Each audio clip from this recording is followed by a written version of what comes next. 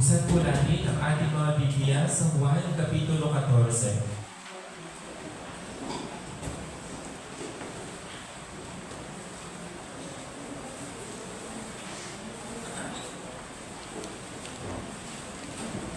Juan chapter 14, verse 15. Sa Juan po, Kapitulo 14, versikulo 15.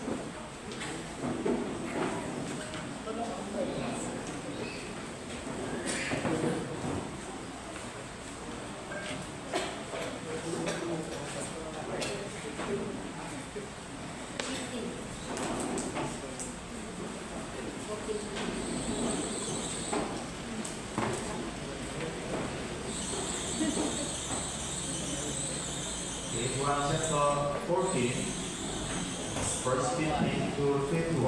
Sa Juan Kapitulo 14, versikulo 15 hanggang 21. In the first verse, with brother, second verse, sister, last verse, let's read together. Yung unang verse ay babasahin po ng mga brothers. Ang sunod naman ay ng mga sisters. At sa verse 21, sabay-sabay po tayo.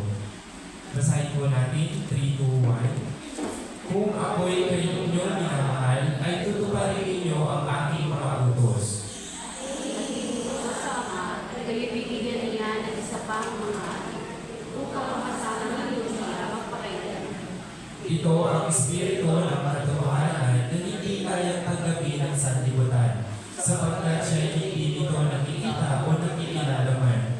Siya'y nakikilala ninyo, sapagkat siya'y nananatiling kasama ninyo, at siya ay mapapasa inyo. Hindi ko kayo ang mag-isa, ako'y darating sa inyo. Kaunti pang panahon at hindi na ako makikita ng sanlibutan, ngunit makikita ninyo ako, sapagkat ako'y nabubuhay ay mabubuhay rin kayo. Sa araw na iyon, ay malalaman ninyo ako'y nasa akin, at kayo'y nasa akin, at ako'y nasa inyo. Siyang mayroon ng aking mga utos at tinutupad ang mga iyon ay siyang nagmamahal sa akin, at ang nagmamahal sa akin ay mamahalin ng aking Ama. At siya'y mamahalin ko at ihahayag ko ang aking sarili sa Kanya.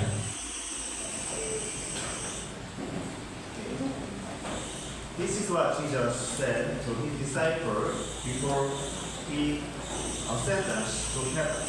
Ito po yung sinabi ni Jesus sa kanyang mga alagad bago pa po siya itaas sa langit. Let's wait for a while for them to see.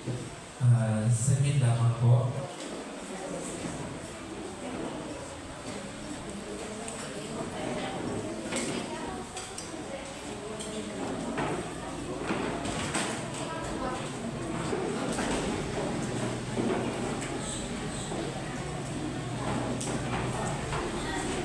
Brother,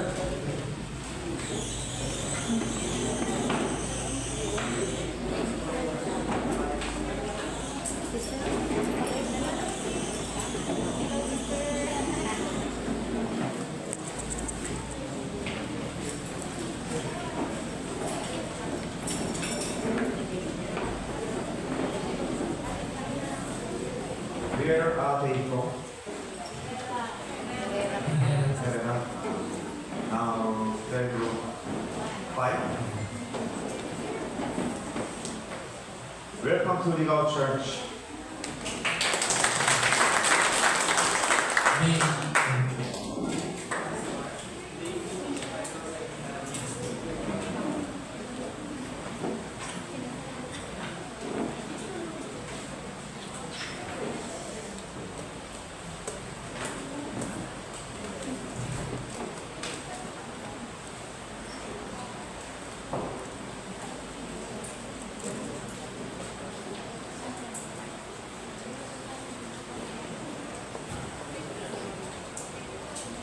Sige na po. Almost. See.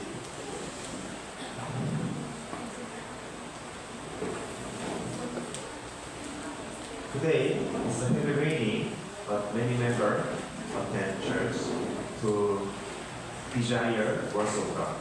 Ngayong araw ay napakalakas ng ulan, subalit maraming miyembro ang umattend ngayon na nagninais na mag-aral ng salita ng Diyos. Okay. This verse, what Jesus said that he said to his disciple before he ascended. Ang mga versikulong ito ay nagsasabi ng mga salitang sinabi ni Jesus bago sa kanyang mga alagad bago siya itaas sa langit. Jesus is God who came to this earth in human body. Si Jesus ay ang Diyos na pumunta dito sa lupa sa pamamagitan ng katawan ng tao. In verse 16, Jesus finished all his work on this earth in a physical body and returned to heaven. Sa versikulo 16, tinapos ni Jesus ang lahat ng gawain, lahat ng kanyang gawain sa pamamagitan ng kanyang pisikal na katawan at pagkatapos nito ay siya ay bumalik sa langit. Who is Jesus? Sino po ba si Jesus? Okay. If you right answer, I give you gift. Kung tama po ang inyong magiging sagot, bibigyan ko kayo ng regalo. I can answer. Who is Jesus? Itaas niyo po ang kamay ninyo kung sasagot kayo. Sino po ba Yes, si Sister Jesus? Linda. Savior. Huh? Savior. Savior. Savior. Yes, right. Tama po. Let's please answer his status. Pakiusap, sabihin niyo po sa akin kung ano yung kanyang kalagayan o ang kanyang status. Who is Jesus? Sino po ba si Jesus? Okay, from this start.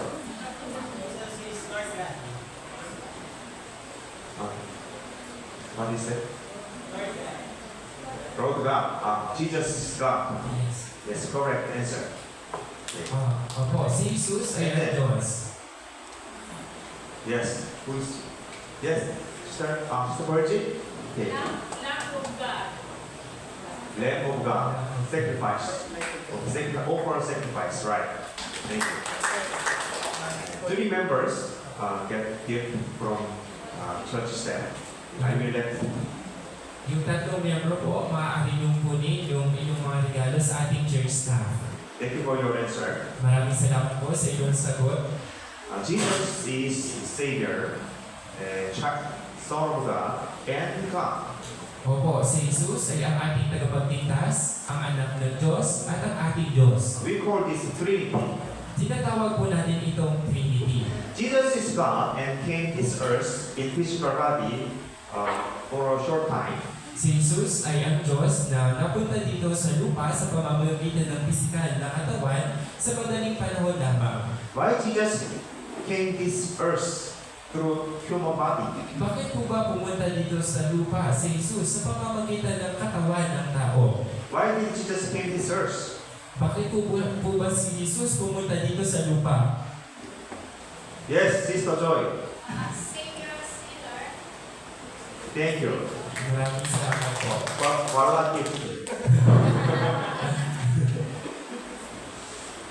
Jesus came this earth to save from sin. Si Jesus ay pumunta dito sa lupa upang iligtas ang mga taong makasalanan. Through Jesus' death, we were forgiven of all our sin and received eternal atonement. Sa pamamagitan ng kamatayan ni Jesus, tayong lahat ay napatawad sa lahat ng ating mga kasalanan at tayo ay tumanggap ng walang hanggang katubusan. We can't go heaven with our good work and righteous deed. Sa katunayan, hindi po tayo makakapasok sa langit sa pamamagitan ng ating sariling gawa. Many people try go to heaven with their good work. Maraming tao, sinusubukan nila na pumasok sa langit sa pamamagitan ng kanilang sariling mabubuting gawa. This is because wrong understand Bible and won't teach it to another.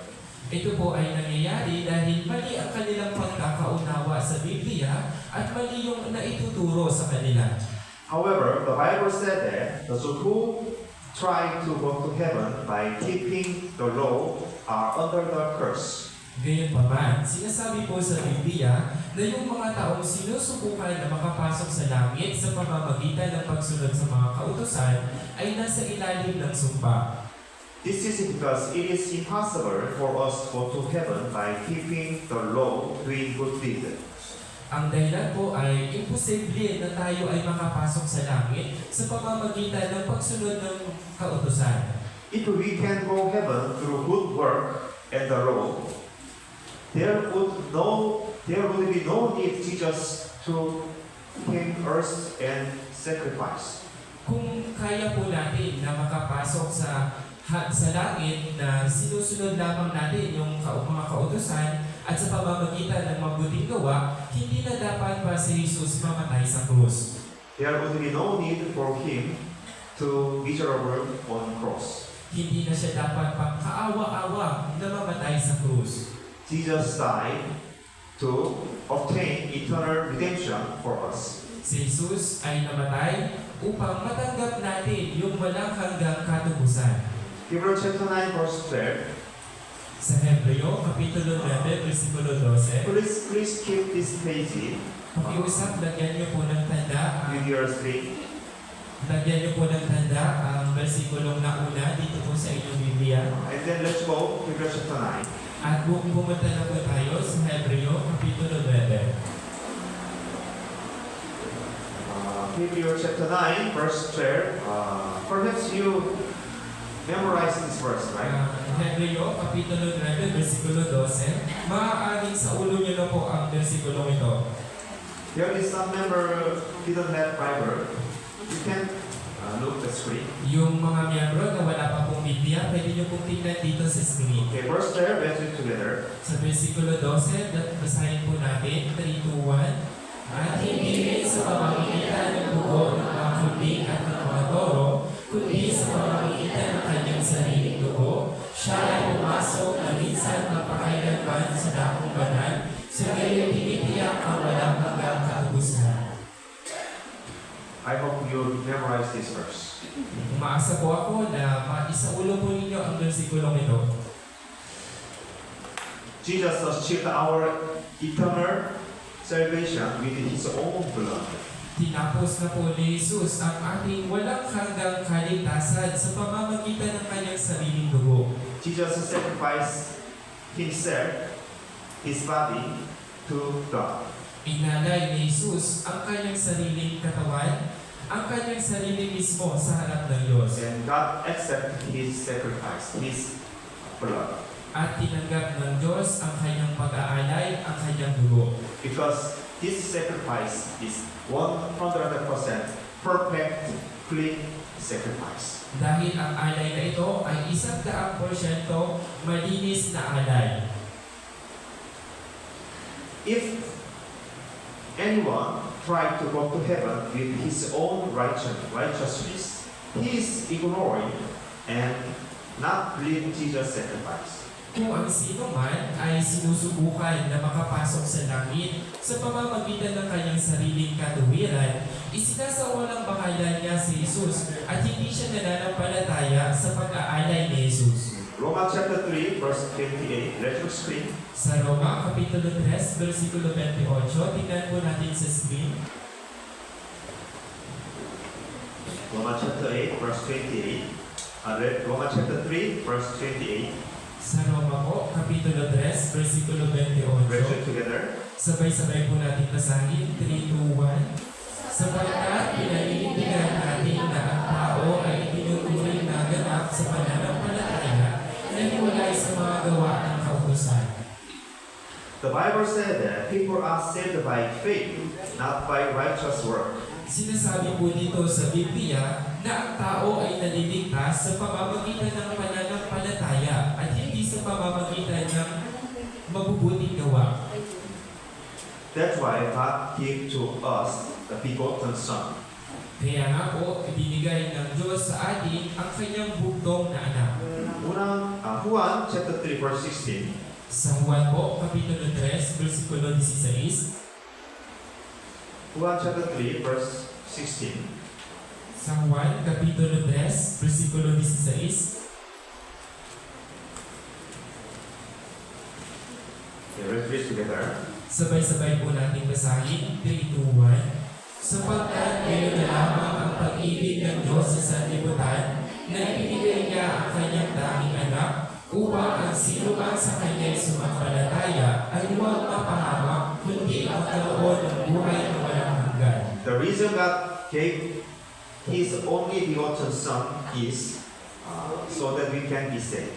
Ang dahilan kung bakit ibinigay sa atin ng Diyos ang kanyang tanging bugtong na anak ay upang tayo ay maligtas. God sent Jesus to this earth to save us. Ipinadala ng Diyos si Jesus dito sa lupa upang tayo ay iligtas. And Jesus died to save us. At si Jesus ay namatay para tayo ay maligtas. We believe this fact and we are saved by that belief. At tayo ay nanampalataya sa katotohanan ito at sa pamamagitan ng ating pananampalataya, tayo ay naligtas. There is no other way to go heaven.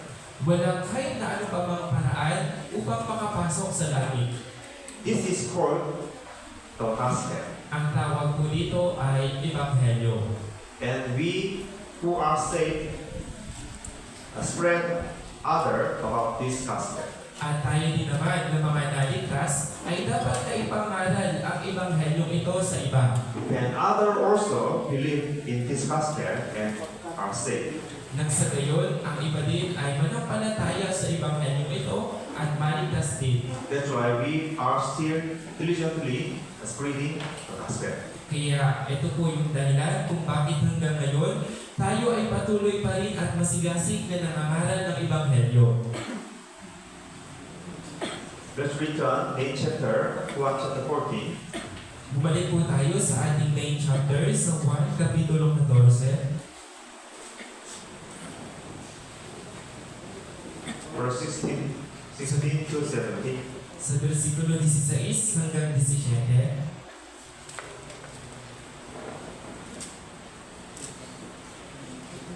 Verse 16 to 18. Sa versikulo 16 po hanggang 18. 16 to 18, I read. 1 Kapitulo 14, versikulo 16 hanggang 18. At hihingin ko sa Ama at kayo bibigyan niya ng isa pang mga aliw upang makasama ninyo siya magpakailanman. Ito ang espiritu ng katotohanan na hindi kayang tanggapin ng sanlibutan, sapagkat siya hindi nito nakikita o nakikilala man. Siya'y nakikilala ninyo sapagkat siya'y nananatiling kasama ninyo at siya ay mapapa sa inyo. Hindi ko kayo iiwang nag-iisa, ako'y darating sa inyo. Jesus is no longer on this earth after his resurrection, but he sent the Holy Spirit instead. Hindi na po natin kasama si Jesus matapos na siya ay muling mabuhay. Subalit ipinadala niya ang banal na Espiritu sa halip na siya. And verse 17, unsaved can't receive this Holy Spirit. At sa versikulo 17, sinabi na yung mga taong hindi mananampalataya ay hindi nila ito nakikita. Jesus said that he would send the Holy Spirit to those who are saved. Sinabi ni Jesus na ipapadala niya ang banal na Espiritu doon sa mga taong ligtas. We receive Holy Spirit when we get salvation. Tayo din naman po ay tumanggap ng banal na Espiritu matapos na tayo ay magkaroon ng kaligtasan. We didn't feel the Holy Spirit. Hindi po natin nararamdaman yung banal na Espiritu. We can't see Holy Spirit. Hindi natin nakikita ang banal na Espiritu. But the moment when we save, the Holy Spirit with us. Subalit sa oras na ikaw ay naligtas, ipinadala sa iyo ang banal na Espiritu. The Holy Spirit makes us realize the gospel.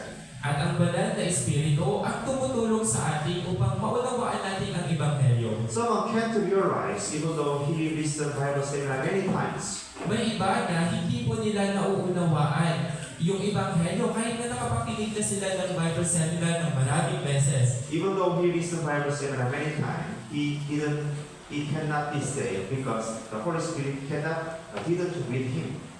Kahit na maraming beses na po siyang nakinig ng Bible seminar ay hindi na maunawaan. Ang dahilan po ay ang banal na espiritu ay hindi pa po niya kasama. The Holy Spirit helps people to be saved. Ang banal na espiritu ang tumutulong sa mga tao na sila ay maligtas. And when we get salvation, when we moment of get salvation, the Holy Spirit and with us. At sa oras na maligtas tayo, yung banal na espiritu ay nagiging kasama na natin. And then the Holy Spirit gives us wisdom and power. At ang banal na espiritu ang nagbibigay po sa atin ng karunungan at ng kapangyarihan. The Holy Spirit helps us understand the Bible. At ang banal na espiritu ang tumutulong sa atin upang maunawaan natin ang Biblia. Before we were saved, we had a hard time understanding the Bible. Bago po tayo maligtas, napakahirap sa atin na maunawaan ang nilalaman ng Biblia. After being saved, if you read the Bible, you will understand it better.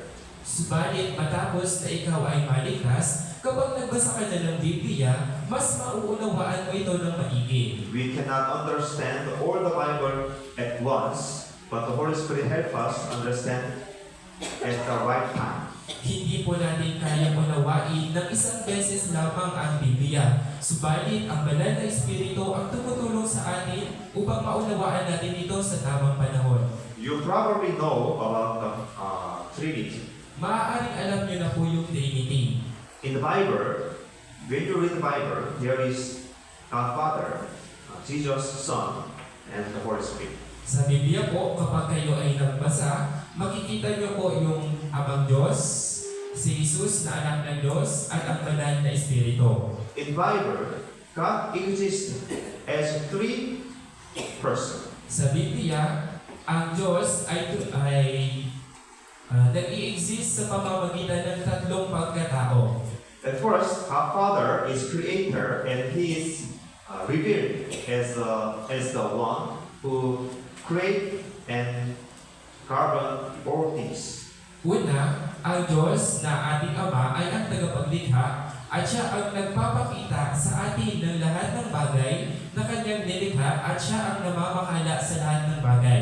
He is the God Father. Siya ang ating Amang Diyos. And second, the Son Jesus Christ is both God and man, and He accomplished our salvation. At ang pangalawa, ang anak ng Diyos na si Jesucristo, siya din po ay isang Diyos at isa rin po siyang tao.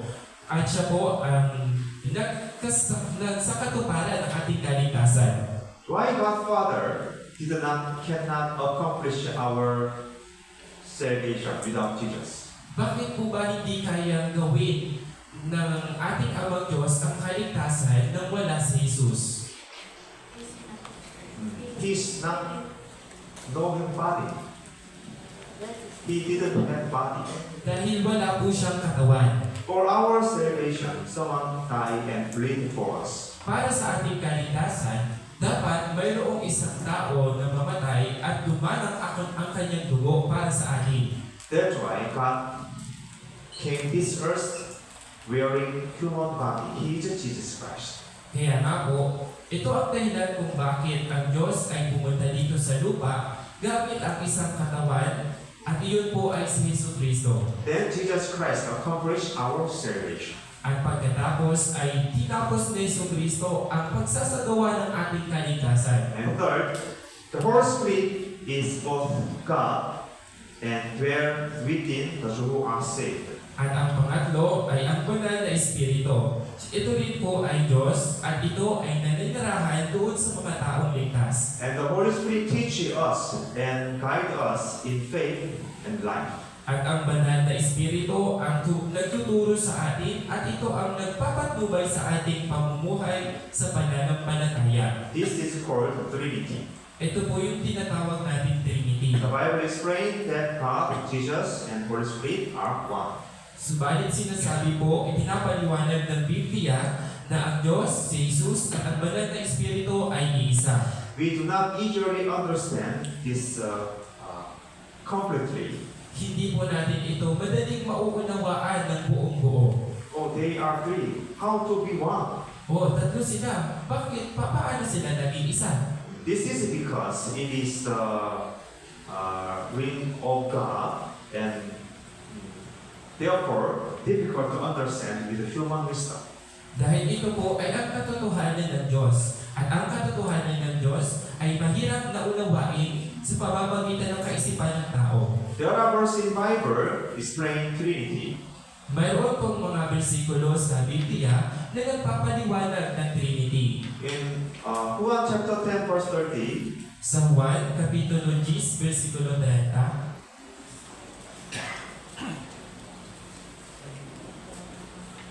your Bible, tingnan po natin sa ating mga Biblia. Juan chapter 10 verse 30. Sa Juan, Kapitulo 10, versikulo 30,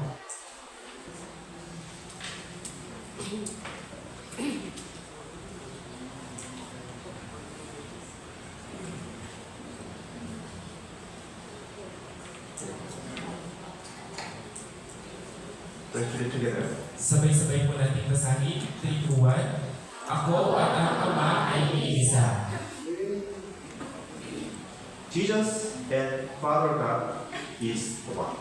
Si Jesus at ang Amang Diyos ay iisa. And next, chapter 14, verse 9.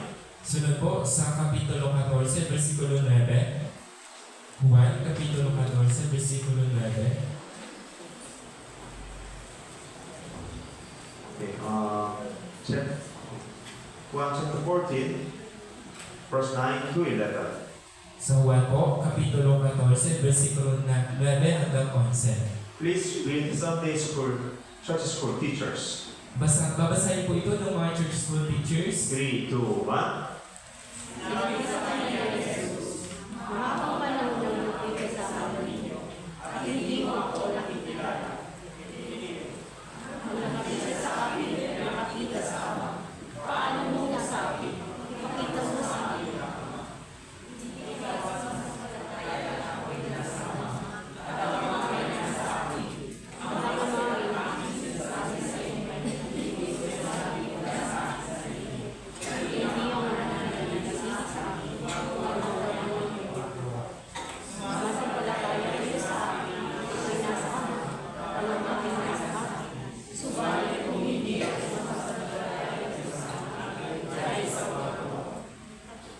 Thank you. Salamat po. The Bible declares that Jesus is essentially one with the Father. Ipinapaliwanag at ipinapahayag ng Biblia na si Jesus ay napakahalaga na iisa sila ng Ama. After we are saved, we each receive the Holy Spirit. Pagkatapos na tayo ay maligtas, ang bawat isa sa atin ay tumanggap ng banal na Espiritu. We cannot see Holy Spirit, but Holy Spirit is always with us and give us the wisdom and faith. Hindi po natin nakikita ang banal na Espiritu, subalit ang banal na Espiritu ay palaging kasama natin at ito ang nabibigay sa atin ng karunungan sa ating pananampalataya.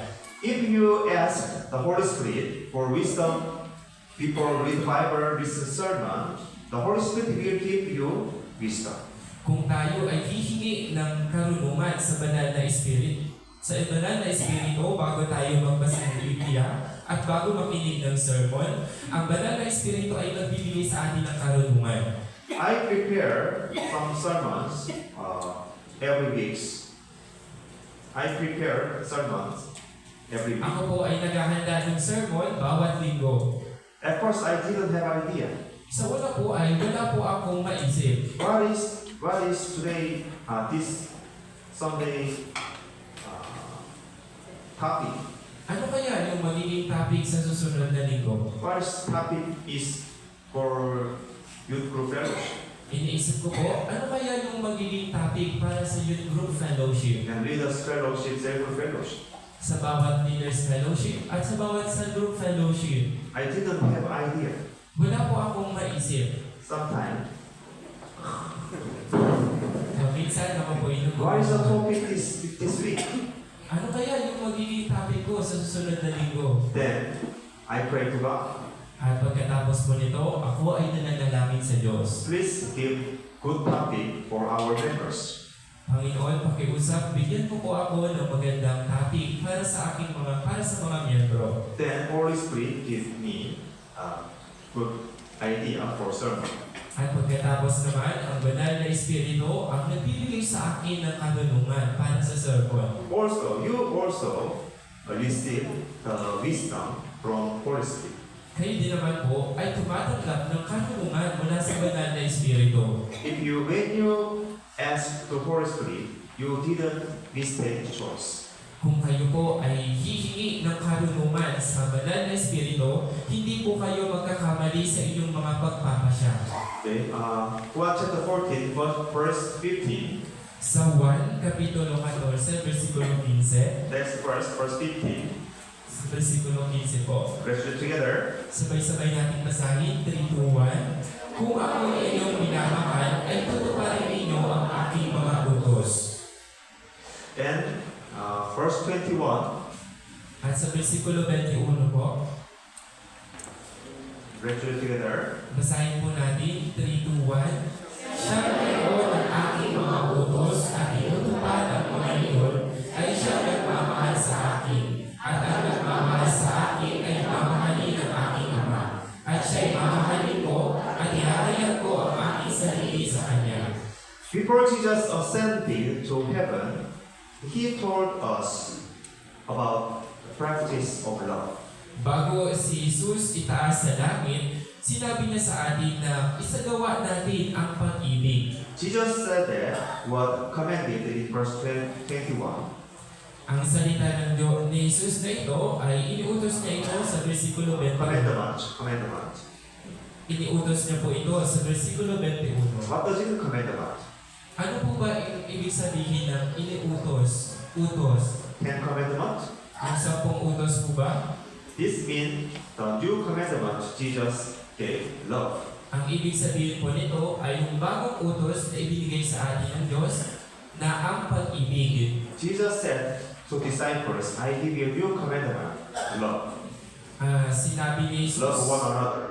inutos ni Jesus sa kanyang mga alagad, binibigyan ko kayo ng bagong utos. Ibigin ninyo ang isa't isa.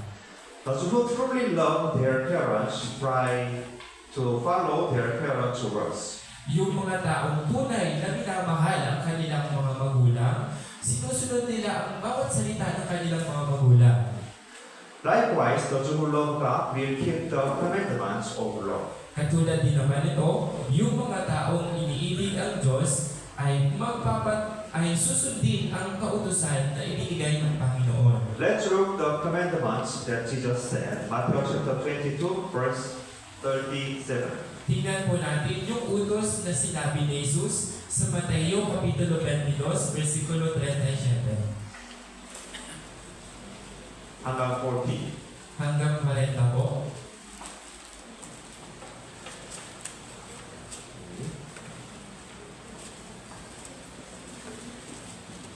Let's read together. Basahin po natin, 3, 2, 1. At sinabi sa kanya, ibigin mo ang Panginoon mong Diyos ng buong puso mo, at ng buong kaluluwa mo, at ng buong pag-iisip mo. Ito ang dakila at unang utos. At ang pangalawa ay katulad nito.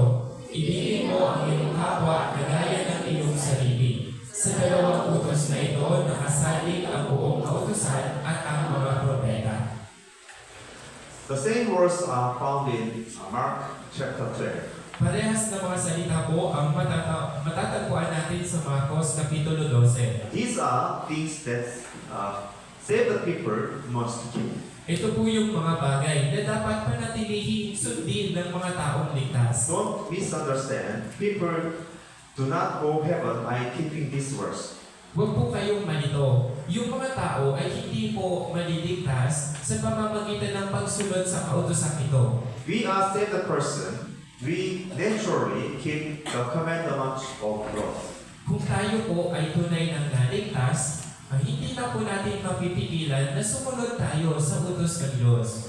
A person does not become his son by obeying his parents. Ang isang tao, hindi po siya nagiging anak ng isang tao sa pamamagitan ng pagsunod sa kanyang mga salita. The children obey his parents because he is a parent's one son. Katulad po nito, yung mga anak, sila po ay sumusunod sa kanilang mga magulang dahil iyon po ay kanilang mga magulang. In this way, we are saved people, we are son of God. Iyon po ay sila po ay anak ng kanilang mga magulang. Katulad din po nito, tayo po ay naging mga anak na rin ng Diyos. That's why we keep the commandments of the Lord. At ito rin ang dahilan natin kung bakit tayo sumusunod sa kautusan ng Diyos. Verse 37, let's read again. Sa versikulo 37 po, tingnan po natin muli. The first commandment is to love the Lord. Ang unang utos ay ibigin ninyo ang Panginoon mong Diyos. He told us to love Lord with all I have. Sinabi niya sa akin na ibigin mo ang Panginoon mong Diyos ng buong puso mo. What percent of your heart is toward to Lord? Ilang porsyento po ba ng iyong puso ang para sa Panginoon? What percentage of your soul is toward to Lord? Ilang porsyento po ba ng iyong kaluluwa ang para sa Panginoon? 80%? 50%? 100%? 100%? 100%? It is normal. Ito po ay normal. Those who truly love God strive to keep the commandments of the Lord. Yung mga taong tunay na iniibig ang Diyos, sinusubukan nilang sundin ang utos ng Diyos. A saved person wants to give his all to the Lord. At ang isang taong ligtas, nagnanais siya na ibigay ang lahat ng bagay na mayroon siya sa Panginoon. Because He raised me, Jesus raised me from the dead. Dahil ako ay muling binuhay ng Diyos mula sa kamatayan. Because the Lord has already died for me. Dahil ang Panginoon ay namatay para sa akin. Who died for you around you? Sino po ba yung kayang mamatay para sa iyo, sa iyong paligid? Who died for you among your relative, your family? Sino po ba yung kayang mamatay para sa iyo, sa iyong mga pamilya, at sa iyong mga kamag-anak? They can't die for you. Hindi po nila kayang mamatay para sa iyo. But Jesus died for us. Subalit si Jesus ay namatay para sa atin. How can He die for us? Paano niyo po bang nagawa na mamatay siya para sa atin? Because He loved us so much. Ang dahilan po ay iniibig niya tayo ng sobra-sobra. Our relative can't die for me. Ang ating mga kamag-anak, hindi po nila kayang mamatay para sa atin. People's love and God's love is different. Ang pag-ibig ng tao at ang pag-ibig ng Diyos ay magkaiba. I love my child. I love my family. Minamahal ko yung aking pamilya. Minamahal ko ang aking mga anak. Even though I love them, I can't die for them. Kahit na minamahal ko sila, hindi ko po kayang mamatay para sa kanila. But God loved us so much. Subalit tayo ay inibig ng Diyos ng sobra-sobra. That's why He can't die for us. Kaya ito po yung dahilan na nagawa niyang mamatay para sa atin. And the Lord has prepared an eternal kingdom of heaven for you. At ang Diyos ay naghanda ng walang hanggang kaharian ng langit para sa iyo. Where are you live now? Saan po ba kayo nakatira ngayon? Bamboo house? Sa bahay kubo? Hollow block house? Sa bahay na semento? Are you satisfied? Your house? Nasisiyahan na po ba kayo sa inyong bahay?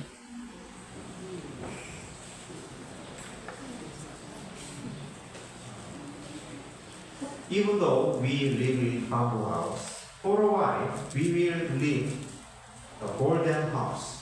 Kahit na tayo po ay nakatira sa bahay kubo lamang, hindi na po magtatagal tayo ay maninirahan sa ginitoang tahanan. After for a while, At pagkatapos, we will live the golden house. tayo po ay mamubuhay sa ginitoang tahanan. Yes, because the Lord prepared eternal kingdom and your house. Dahil ang Diyos ay naghanda na po ng walang hanggang kaharian at doon po ang iyong tahanan. This is the God through His love, through salvation, through prepare your kingdom house. Ito po yung pagpapatunay ng pagpapakita ng pag-ibig ng Diyos sa pamamagitan ng paghahanda niya para sa atin ng walang hanggang kaharian at ng tahanan. This is evidence of God's love. Ito po yung pagpapahayag o ebidensya ng pag-ibig ng Diyos. So we can love my Lord. Kaya magagawa natin ibigin ang Panginoon. And the second commandment, At ang pangalawang utos, verse 39, sa versikulo 39, let us love our neighbor in the same way. sinasabi na ibigin mo ang iyong kapwa gaya ng iyong sarili. Neighbor mean our brother and sister in church, and my neighbor, my family, my friend. Ang ibig sabihin po ng kapwa, ito yung mga brothers and sisters, yung mga kapitbahay ninyo, at yung mga kaibigan ninyo. In other words, the Bible tells us to love everyone as we love the Lord. Sa ibang salita, sinasabi ng Biblia na ibigin natin ang bawat isa katulad ng pag-ibig natin, katulad ng tayo ay inibig ng Diyos. We must also love those who love us.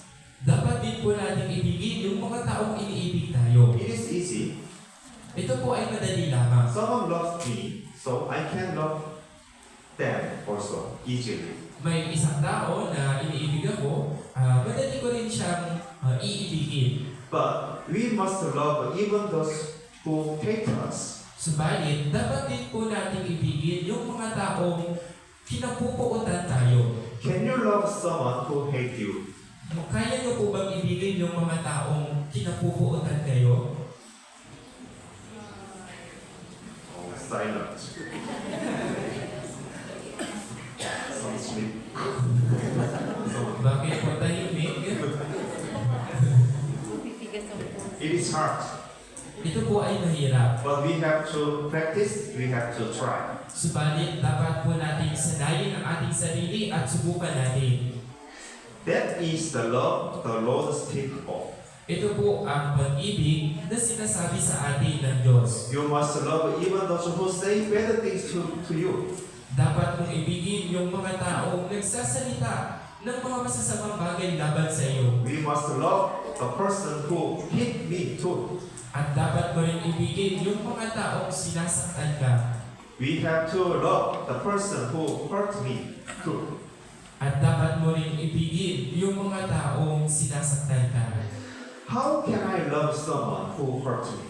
Paano ko po ba iibigin yung isang tao na sinasaktan ako? People say it is impossible.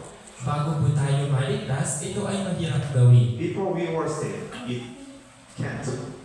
Bago tayo maligtas, hindi po natin ito kayang gawin.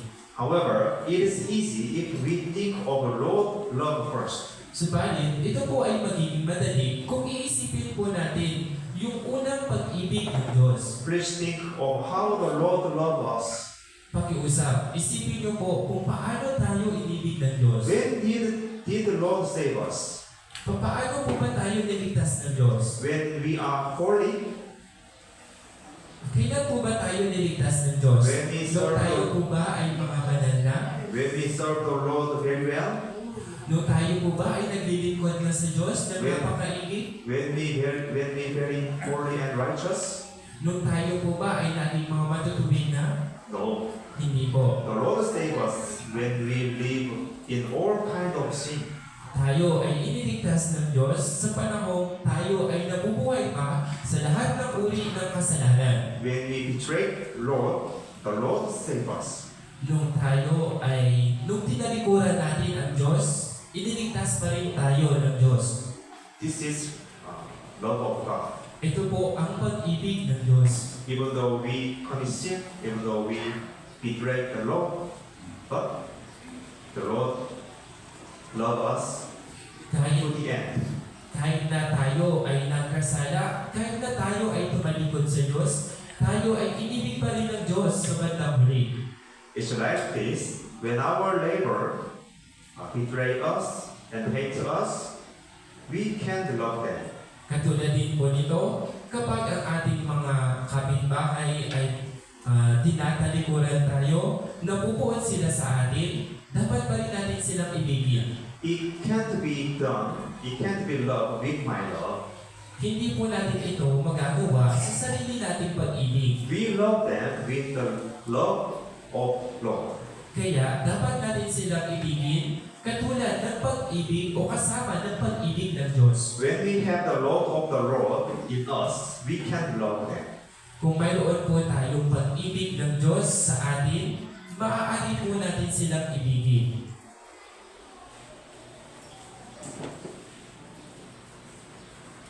Now, look into our own hearts. Ngayon, tingnan po natin ang ating mga puso. Sometimes anger and hatred arise in our hearts. Paminsan, yung galit at yung pagkapuot ay lumalabas sa ating mga puso. It must have hurt your heart a lot. Maaaring ang galit at puot ay sinasaktan nito ng maigi yung iyong puso. God gave us the commandment to love them. Kaya binigay po sa atin ng Diyos yung utos na ibigin yung iba. This commandment is given to those who are saved.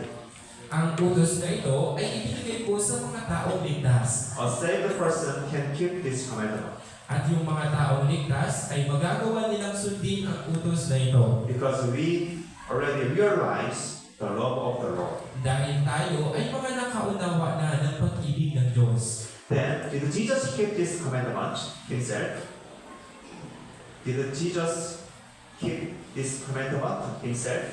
Kung gayon, si Jesus po ba ay sinunod din ang utos na ito? Jesus also keep this commandment. Sinunod din po ni Jesus yung utos na ito. Jesus loved God with all he had. Inibig ni Jesus ang Diyos sa pamamagitan ng lahat ng mayroon siya. Jesus obeyed the words of God. At sinunod ni Jesus ang utos, ang salita ng Diyos. Jesus prayed God in Garden of Gethsemane in the day before he died. Si Jesus ay nanalangin sa Diyos doon sa halamanan ng Gethsemane noong araw na bago siya mamatay. Jesus prayed that he would obey God's will, not his own. Nanalangin si Jesus na siya ay susunod sa kalooban ng Diyos at hindi sa kanyang sariling kalooban. Jesus had to choice, die and run away.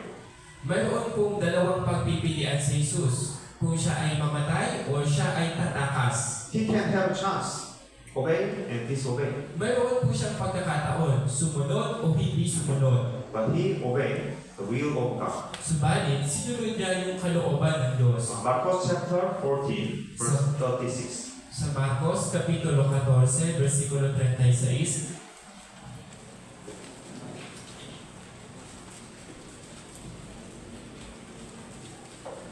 Marcos chapter 14, verse 36.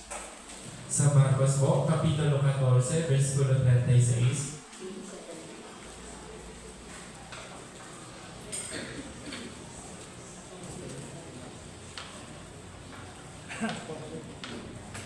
Okay. Let's read. Please read immediately. basahin po ito ng mga media team. Verse 36. Sa versikulo 36 po. Basahin po ito ng media team. 3, 2, 1.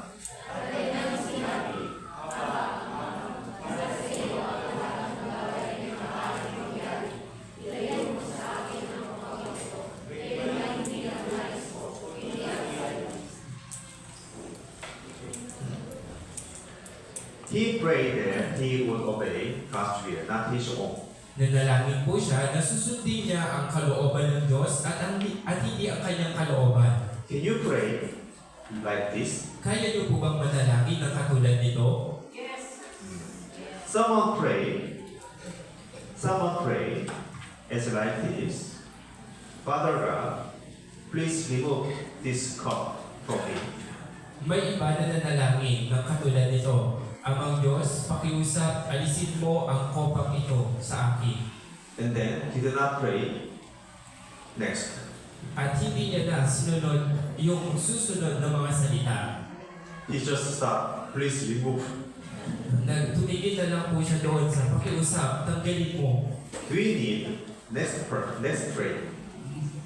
Kailangan po natin, We have to pray. Let's pray. kailangan po natin ipanalangin yung susunod na talata. I want accomplish God's will. Nais ko na masunod ang kalooban ng Diyos.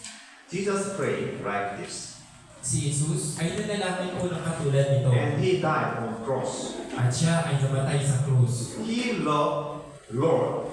Jesus loved God with all his mind. Inibig ni Jesus ang Diyos ng kanyang buong pag-iisip. And Jesus loved everyone as himself. At inibig din ni Jesus ang lahat ng tao katulad ng kanyang pag-ibig sa kanyang sarili. Jesus kept the commandments of God. Sinunod ni Jesus ang utos ng Diyos. We should also pray like this. Tayo din naman ay dapat na manalangin ng katulad nito. Rather than wanting my will to be, we must pray that the Lord's will be done. Sa halip na naisin natin yung ating sariling kalooban ang mangyari, naisin o ipanalangin po natin na ang kalooban ng Diyos ang mangyari. When we pray, there are times when we pray for our greed.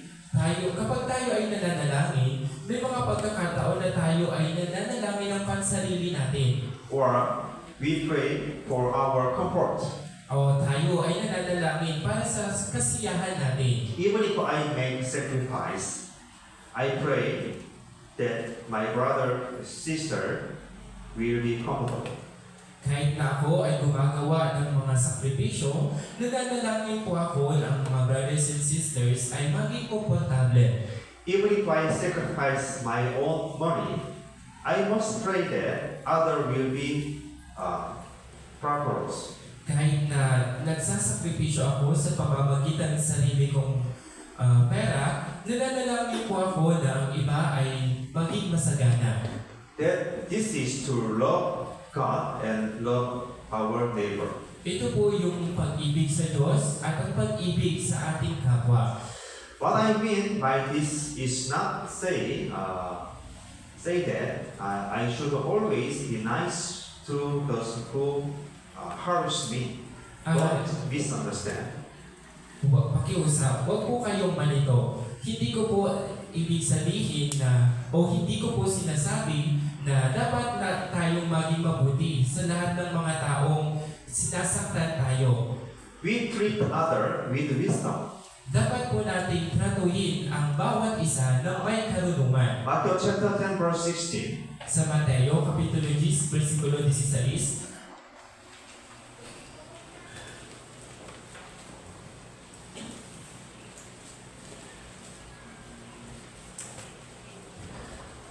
Okay, Matthew chapter 10 verse 16. sa Mateo po, Kapitulo 10, versikulo 16, Please read cell group leader and mother assistants. pakiusap, basahin po ito ng mga cell group leaders kasama po yung mga assistant na mothers. Basahin niyo po, 3, 2, 1. Ngayon, sinusubok ko kayo tulad ng mga tupa sa gitna ng mga asong buwan. Kaya maging matalino kayo gaya ng mga ahas na mahalagaya ng nagdaan. Okay, we must be wise with them. Dapat po tayong maging matalino sa kanila. Sometimes we even distance ourselves from them in order to have a better relationship with them. Minsan, tayo ay iniiwas na lang natin ang ating mga sarili sa kanila upang magkaroon tayo ng magandang pakikitungo sa kanila. Jesus also speaks strongly about sin and rebuke them. The Bible before saying that. Si Jesus din naman po, matapang po siya nagsalita patungkol sa kasalanan. At inalis niya po yung kasalanan na sabi po dito sa Biblia at tayo po ay kanyang iniligtas. We must be wise when we love them. Katulad po nito, dapat din po tayong maging marunong sa ating pag-ibig sa iba.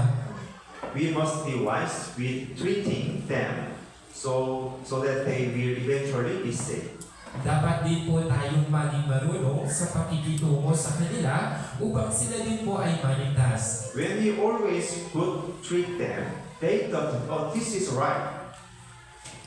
Sa tuwing palagi po natin silang pakikitunguhan ng mabuti, iniisip nila na ito ay mabuti.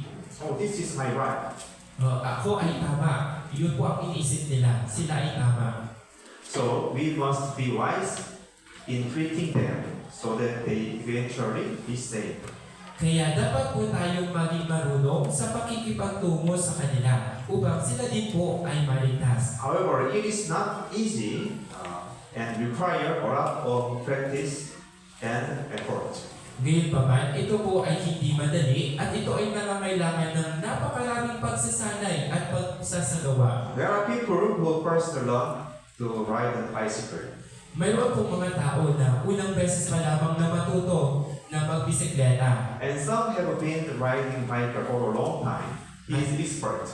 At may mga tao din naman kung matagal na natuto magbisikleta at siya ay eksperto na. Most people can ride bike. Silang dalawa ay kaya po nilang magbisikleta. However, their driving skills are different. Subalit ang kanilang pagmamaneho ng bisikleta ay magkaiba. People who practice a lot didn't fail. Yung tao na matagal na nagsanay, hindi po sila bumabagsak. When accounting boulders or dangerous road, he didn't not fall. Kapag sila ay dumadaan sa mga lubak na mga daan, hindi po sila na bumabagsak. However, beginner assembly even on flat roads. Subalit, yung mga baguhan pa lamang sa pagbibisikleta, natutuwa po sila kahit na tuwid ang daan, patag ang daan. Our Christian life also requires a lot of practice. Ang ating Kristiyanong pamumuhay ay nangangailangan din ng maraming pagsasanay. It doesn't happen automatically. Hindi po ito nangyayari ng kaagad-agad lamang. We must strive to keep the commandments of the Lord. Dapat po natin subukan na panatilihin ang utos ng Diyos. And we have to take a lot of practice. At dapat po tayong magsagawa ng napakaraming pagsasanay. We can feel this difficult for us to love our enemy. Mararamdaman natin na napakahirap na para sa atin na ibigin ang ating mga kaaway. But let's think the other way. Subalit, isipin po natin yung kabilang banda. We end up going to heaven. Tayo ay dapat po sanang mapunta sa impyerno. We will live a glorious life. Tayo po ay natapos na. Yung ating kapalaran ay hindi na papunta sa impyerno. Tayo po ay mamumuhay na ng may kaluwalhatian. God has prepared heaven for us. At inihanda na ng Diyos ang langit para sa atin. We will live in the place more beautiful than the house of rich of this world. At tayo ay mabubuhay sa lugar na napakaganda, mas maganda kaysa sa tahanan ng taong pinakamayaman dito sa mundo. And we already get eternal life. At tayo ay nagkaroon na rin ng buhay na walang hanggan. Since when started your eternal life? Kailan po ba nagsimula ang iyong buhay na walang hanggan? It's when we get salvation. Opo, nung tayo ay nagkaroon na ng kaligtasan. Are you saved yesterday? Kayo po ba ay naligtas kahapon? Your eternal life started from yesterday. Kung gayon, ang iyong buhay na walang hanggan ay nagsimula na kahapon. You will not die. Hindi ka na po mamamatay. Maybe you experience dying for a while if you get hurt and accident, but you will resurrection soon. Maaaring ikaw ay makaranas ng kamatayan panandalian lamang kung ikaw ay maaksidente o magkasakit. Subalit pagkatapos mo noon, ikaw ay muling mabubuhay. That is why your eternal life starts when the moment you get salvation. Kaya nga po, ang iyong buhay na walang hanggan ay nagsimula na sa oras na ikaw ay magkaroon na ng buhay na walang ng kaligtasan. And you will live the golden house in kingdom of heaven. At ikaw ay mamumuhay sa ginito ang tahanan sa langit. You uncomfortable just for a while. Hindi po, kayo po ay makakaranas ng hindi pagiging komportable ngayon. Saglit lamang. He has already promised us eternal glory.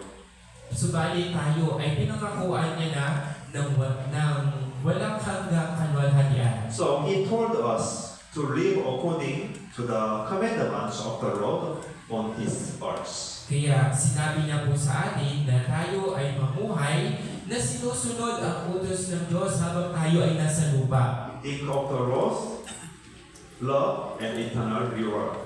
Isipin niyo po ang pag-ibig ng Diyos at ang walang hanggang gantimpala. Then we can easily keep your commandments. Kung gayon, madali lamang natin masusunod yung kanyang utos.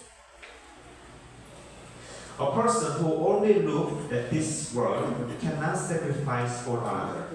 Yung tao na tumitingin lamang dito sa mundo, hindi niya po magagawang magsakripisyo para sa iba. They cannot serve the Lord and another Hindi po niya magagawang maglingkod sa Diyos at sa ibang tao. because they live for their own sake.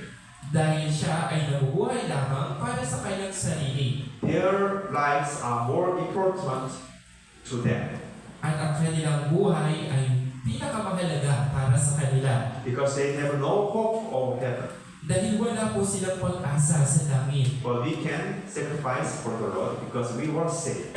Subalit tayo, kaya po natin magsakripisyo para sa Diyos dahil tayo ay mga ligtas. We can give up mind and live for the Lord.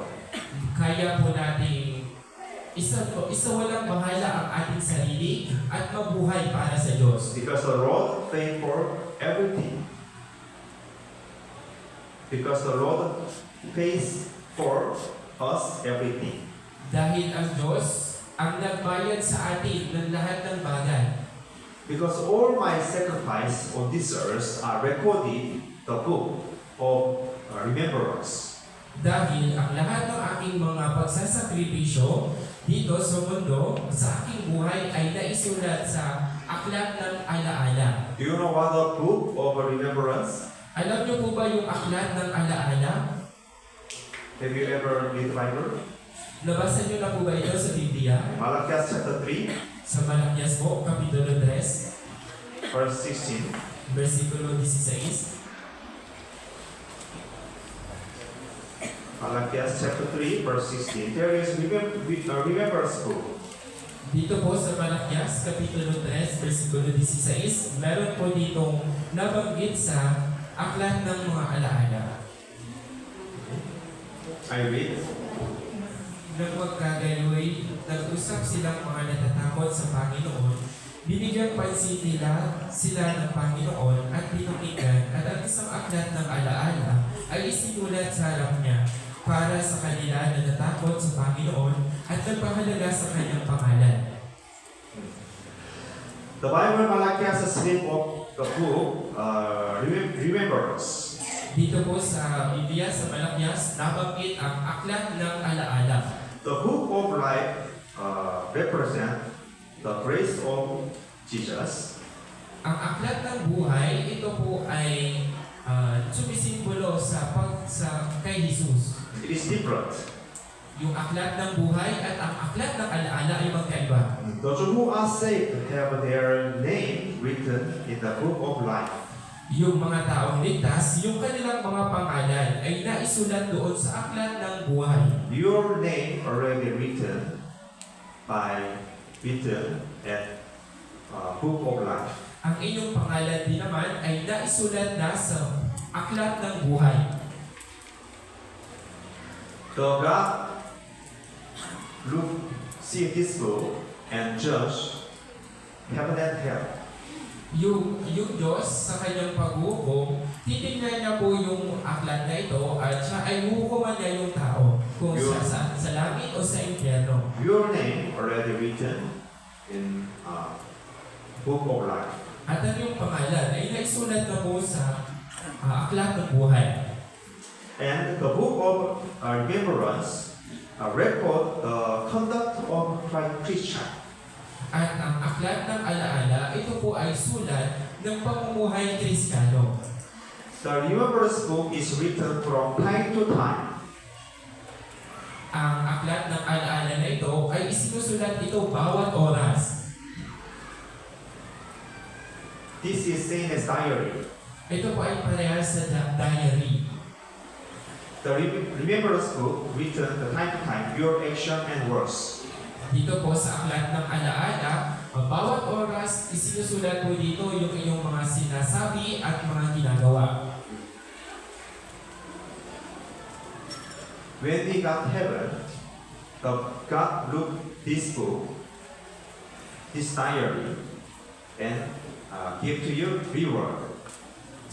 Kapag tayo ay nasa langit, natitignan ng Diyos ang aklat na ito at magbibigay siya ng gantimpala ayon sa atin ayon dito. God record our words and action in memorial this book. Sinusulat ng Diyos ang ating mga gawa at ang ating mga sinasabi dito sa aklat ng alaala. Why did God write it down, the book of remembrance? Bakit po ba isinusulat ng Diyos ang mga bagay na ito sa aklat ng alaala? Next verse 17, Sa versikulo 17 po, I read, sila'y magiging akin, sabi ng Panginoon ng mga hukbo. Isang natatanging kayamanan sa araw na ako'y kumilos. Kaawaan ko sila na gaya ng isang tao na naaawa sa kanyang anak na naglilingkod sa kanya. there is a day, appointment by God. Mayroon pong isang araw na inilaan ang Diyos.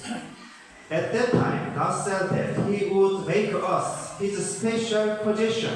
Sa araw na iyon, sinabi ng Diyos na tayo ay kanyang gagawing isang espesyal na pag-aari. We saved. Tayo We were saved.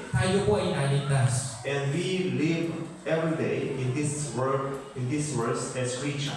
At tayo ay nabubuhay dito sa mundo bawat araw bilang isang Kristiyano. There is a day when we will surely be honored.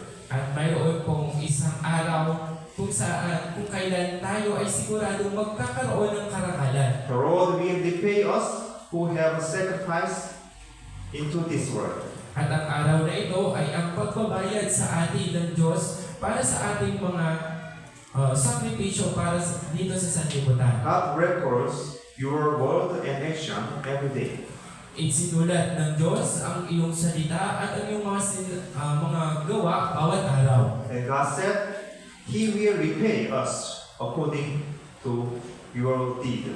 At sinabi ng Diyos, tayo ay kanyang gagantimpalaan o babayaran ayon sa mga bagay na ating ginawa. Thus gathered here today, He will record it. Tayo na nagtipon-tipon ngayon dito, ang bagay na ito ay maisusulat din.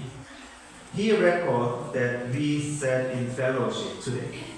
At isinusulat niya rin po yung mga bagay na sasabihin natin sa fellowship ngayong araw. We will see our book of remembrance soon. At makikita na po natin ang ating aklat ng alaala, hindi na po magtatagal. Apocalypse chapter 22, Sa pakayag, Apokalipsis Kapitulo 22, verse 12. versikulo 12.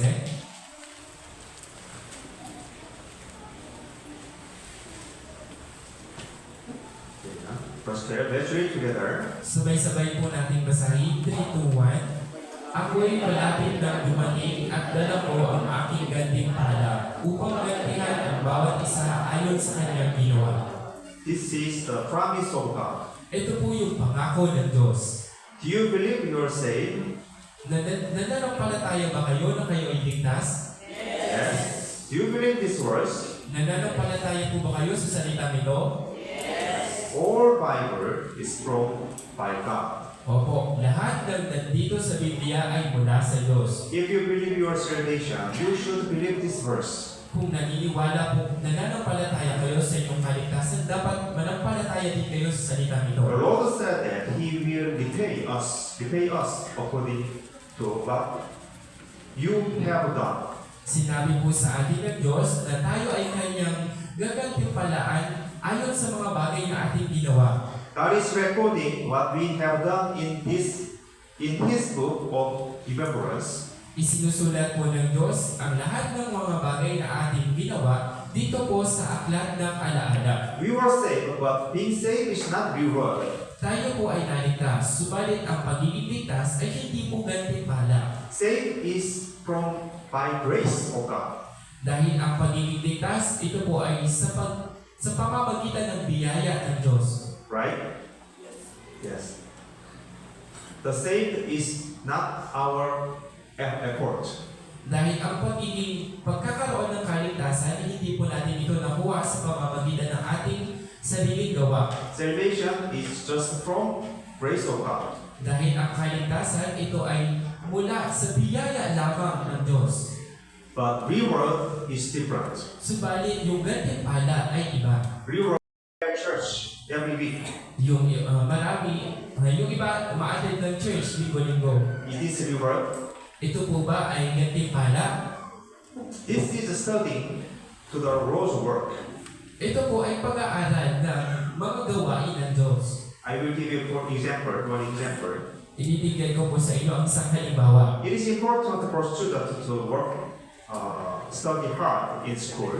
Napakalaga para sa isang estudyante na mag-aral ng maigi sa paaralan. But just attend school every day, it doesn't automatically give him a good job.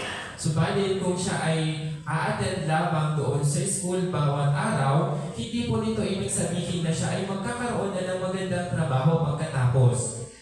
School is the vehicle for getting job. Ang paaralan, ito po yung nagiging daan o sasakyan natin para magkaroon ng trabaho. Students have to pass the test with what he learned in school. At yung mga mag-aaral ay dapat na makapasa sa mga pagsusulit patungkol sa mga bagay na kanilang natutuhan sa paaralan. School is the vehicle for passing exam for job. At yung paaralan naman, ito po yung nagiging sasakyan natin para makapasa sa mga pagsusulit para sa pagpasok sa trabaho. It is the same as we heard the word and attend church. Ito po ay parehas na pinapakinggan natin yung salita ng Diyos at tayo ay dumadalo sa church. In church, you must listen to the word and learn it and do the Lord's work. Sa church, kayo ay nakikinig ng salita ng Diyos at natututuhan niyo po ito at ginagawa ninyo ang gawain ng Diyos. Just coming to church, just attend the church doesn't mean I'm getting a reward.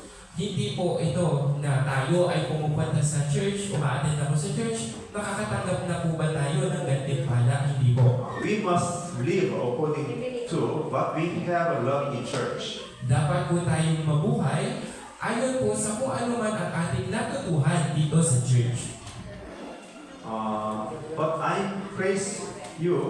want to praise you attend church today. Subalit, gusto ko po kayong purihin na kayo ay dumalo sa church ngayong araw. For Sunday, sir, we have to maintain our good healthy condition. Para tayo ay maka-attend bawat linggo, dapat natin panatilihin yung ating kalusugan. So I think it is start for Sunday before yesterday, the sleeping time. The time for sleep.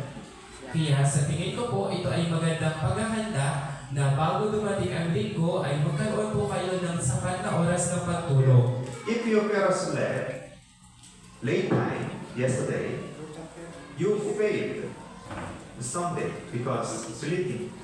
Kung kayo po ay natulog ng hating gabi na kagabi, kayo po ay babagsak dahil ngayon po ay makakatulog kayo habang sermon.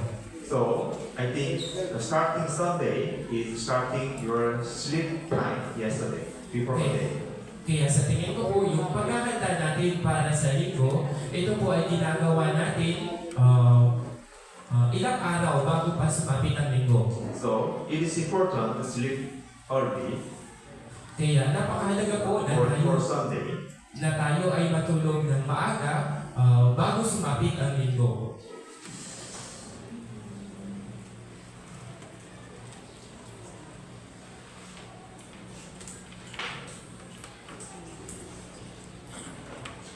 Okay, the year 2025 has begun.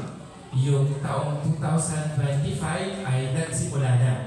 We must take time, look back on our life after we were saved. Dapat po natin tignan yung oras And we must move forward strongly toward new goal. dapat po natin tignan yung araw bago tayo maligtas at para sa taong ito, dapat naman po tayong tumingin doon sa mga bagong layunin na mayroon tayo. Did you make a goal for your life and your Christian life? Mayroon na po ba kayong mga layunin sa iyong buhay at para sa iyong buhay Kristiyano? Please move forward strongly for your goal. Pakiusap, kayo po ay mag-move forward ng may katapangan para sa inyong layunin. Okay, let's pray together. Tayo pong lahat ay manalangin. Thank you, Heavenly Father, for love us and save our soul. Maraming salamat po, Ama namin na sa langit, sa pag-ibig niyo po sa amin at sa pagligtas sa aming mga kaluluwa. Today we gather together to learn the words of the Lord. Ngayong araw kami ay nagkatipon-tipon para pag-aralan ng salita ng Diyos. Please guide our life so that we can only look at you and follow you. Pakiusap at lubayan niyo po ang aming buhay upang magawa po namin na tumingin lamang sa iyo at sumunod lamang sa iyo. So may the Lord give us the strength so that we can spread the gospel. Kaya nawa ang Panginoon mismo ang magbigay po sa amin ng kalakasan upang maipangaral namin ang salita ng Diyos, ang Ebanghelyo. There are many lost souls in this region. Marami pong mga ligaw na kaluluwa dito sa lugar namin. Please use us to spread your gospel. Pakiusap, gamitin niyo po kami upang maipakalat namin ang Ebanghelyo. There are members who have recently been saved by your words. Mayroon pong mga miyembro na naligtas kamakailan lamang sa pamamagitan ng iyong salita. I hope to help God grow their faith well. Umaasa po ako na ang Panginoon mismo ang tutulong sa kanila upang lumago ang kanilang pananampalataya. Lord, please lead us so that when we all stand before the Lord, we can stand in glory. Panginoon, pakiusap, patnubayan niyo po kami upang sa araw na kami ay humarap na sa harapan ng Diyos, ay makahanap po kami ng may buong kalwalhatian. We pray in the name of Jesus who loves us. Nananalangin po kami sa pangalan ng Panginoong Hesus na sa amin ay umiibig. Amen. Amen. Maraming salamat.